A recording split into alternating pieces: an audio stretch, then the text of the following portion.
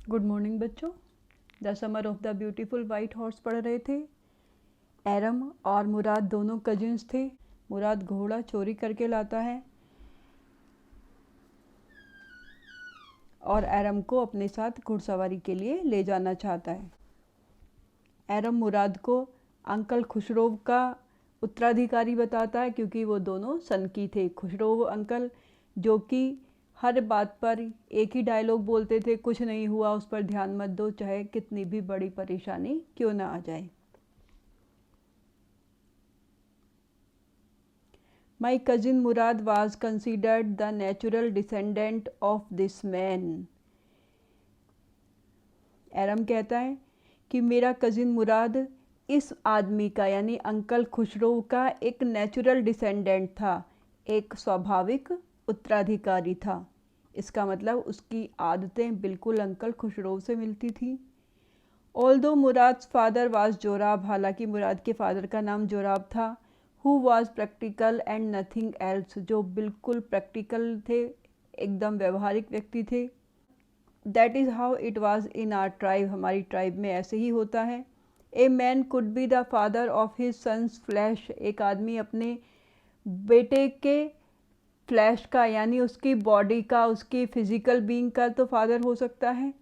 But that did not mean that he was the father of his spirit, इसका ये मतलब नहीं है कि उसकी स्पिरिट का भी वो फादर होगा, यानी उसकी आदतें भी अपने फादर के जैसी होंगी, ये बिल्कुल भी ज़रूरी नहीं था।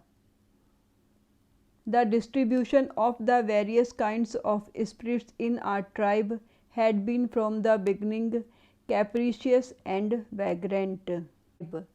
एरम कहता है कि हमारी ट्राइब में वेरियस काइंड्स ऑफ स्पिरिट्स यानी जो स्वभाव का डिस्ट्रीब्यूशन था, लोगों बच्चों का स्वभाव कैसा होगा, ये शुरू से ही कैप्रिशियस और वैग्रेंट था। कैप्रिशियस का मतलब होता है सनकी, यहाँ पर मनमोजी भी कह सकते हैं, एंड वैग्रेंट आवारा। इसका मतलब है कि कोई भी नहीं बता सकता था कि किस बच्चे का स्वभाव किसके पर जाएगा। We rode and my cousin Mourad sang, हम घुड़सवारी कर रहे थे और मेरा कजिन मुराद गाना गा रहा था। For all anybody knew we were still in the old country where at least according to some of our neighbors we belonged. हर कोई जानता था कि हम अभी भी पुराने गांव से हैं। At least according to some of our neighbors we belonged. हमारे कुछ नेबर्स के अनुसार हम उसी जगह को बिलोंग करते हैं, यानी हम वहाँ के मूल निवासी हैं। We let the horse run as long as it felt like running. हमने घोड़े को वहाँ तक दौड़ने दिया जहाँ तक वो दौड़ना चाहता था। At last my cousin Murad said, last में मेरे कजिन मुराद ने कहा, गेट डाउन, घोड़े से उतर जाओ। I want to ride alone, मैं अकेला घुड़सवारी करना चाहता हूँ। Will you let me ride alone, I asked, तो मैंने पूछा क्या तुम मुझे भी अकेले राइड करने दोगे। That's up to the horse, ये घोड़े के ऊपर है, यानी अगर घोड़ा चाहेगा तो तुम्हें घुड़सवारी करने देगा। My cousin said get down, the horse will let me ride, I said, मैंने कहा घोड़ा मुझे घुड़सवारी करने देगा। We shall C, he said, उसने कहा देखेंगे। Don't forget that I have a way with a horse, ये बात मत भूलना कि मुझे हॉर्स से डीलिंग करनी आती है। जैसे अंकल खुशरोव का एक डायलॉग हमेशा रहता है, उसी तरह से मुराद का ये डायलॉग हमेशा रहता है, I have a way with. चाहे घोड़े के बारे में हो या चिड़िया के बारे में हो, हमेशा वो यही डायलॉग बोलता है। हैव ए वे विद का मतलब होता है किसी के साथ डील करना, उसके स्वभाव को समझना, उस पर कंट्रोल करना। Well I said any way you have with a horse, ठीक है तुम्हें घोड़ों से डील करना आता है। आई हैव ऑल्सो, मुझे भी आता है। For the sake of your safety he said let us hope so, Mourad ने कहा यह तुम्हारी सेफ्टी के लिए अच्छा है कि अगर तुम्हें घोड़ों से व्यवहार करना आता है या घोड़ों से डील करना आता है। गेट डाउन, उतर जाओ। All right I said, but remember you have got to let me try to ride alone, ठीक है, लेकिन याद रखना तुम्हें मुझे भी अकेले घुड़सवारी करने देना होगा। आई गॉट डाउन, मैं घोड़े से उतर गया, and my cousin Murad kicked his heels into the horse and shouted, मेरे कज़िन मुराद ने घोड़े की किक मारी यानी उसे जोर से लात मारी, एंड शाउटेड और चिल्लाया, वज़ीरे रन, वज़ीरे घोड़े का नाम था, और उसे दौड़ने के लिए कहा। The horse stood on it's hind legs, घोड़ा अपनी पिछली टांगों पर खड़ा हो गया। स्नॉटेड, स्नॉट का मतलब होता है फुफकारना, जो गुस्से में जानवर आवाज़ निकालते हैं। तो घोड़ा अपनी पिछली टांगों पर खड़ा हो गया, फुफकारने लगा।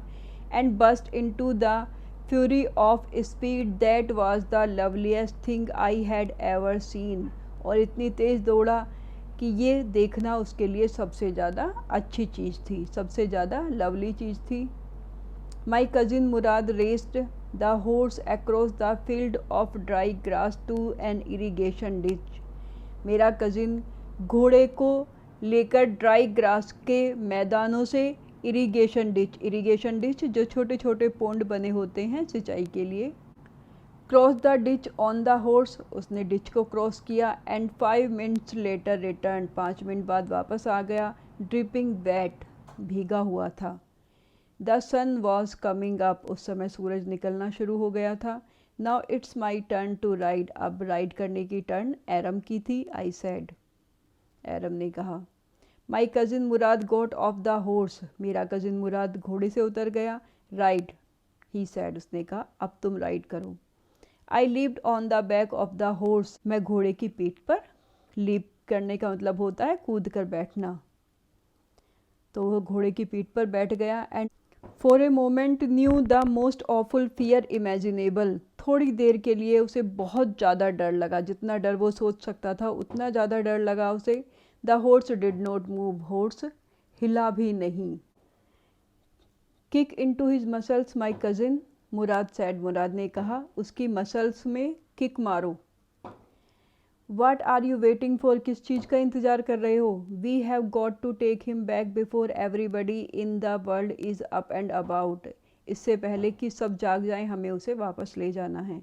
आई kick into the muscles on the horse, मैंने घोड़े की मसल्स में जोर से किक मारी।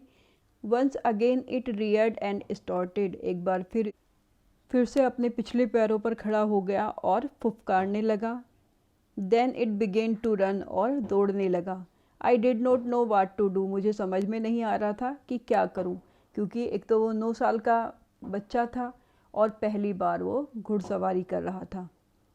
Instead of running across the field to the irrigation ditch, the horse ran down the road to the vineyard of Dikran हेलेबियन,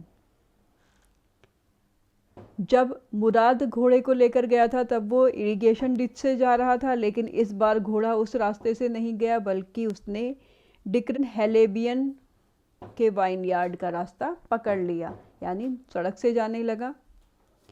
where it began to leap over vines, और vines के ऊपर दौड़ने लगा। पर वाइन्स होती हैं जो अंगूरों की बेल होती है, जहाँ पर अंगूरों की बहुत ज़्यादा खेती होती है, उनके ऊपर वो कूदने लगा। The horse leaped over 7 vines before I fell, horse वो घोड़ा 7 वाइन्स के ऊपर कूदा, उसके बाद एरम गिर गया।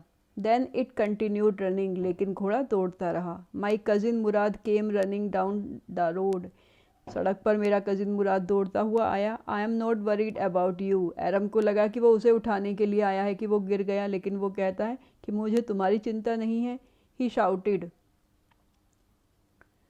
We have got to get that horse, हमें उस घोड़े को पकड़ना है। You go this way and I will go this way, तुम इस तरफ जाओ और मैं इस तरफ जाता हूँ। If you come upon him B kindly, और अगर वो तुम्हें मिल जाए तो उसके साथ काइंडली व्यवहार करना, उसे मारना मत। आई विल बी नियर, मैं यहीं रहूँगा। I continued down the road and my cousin Mourad went across the field towards the irrigation ditch, Aram road की तरफ घोड़े को ढूंढने लगा और मुराद इरिगेशन डिच की तरफ घोड़े को ढूंढने के लिए चला गया। It took him half an hour to find the horse and bring him back. आधा घंटा लगा मुराद को घोड़े को ढूंढने में और उसे वापस लाने में, यानी फाइनली वो घोड़े को वापस लेकर आ गया। बच्चों आज यहीं तक, इसके बाद कल पढ़ेंगे।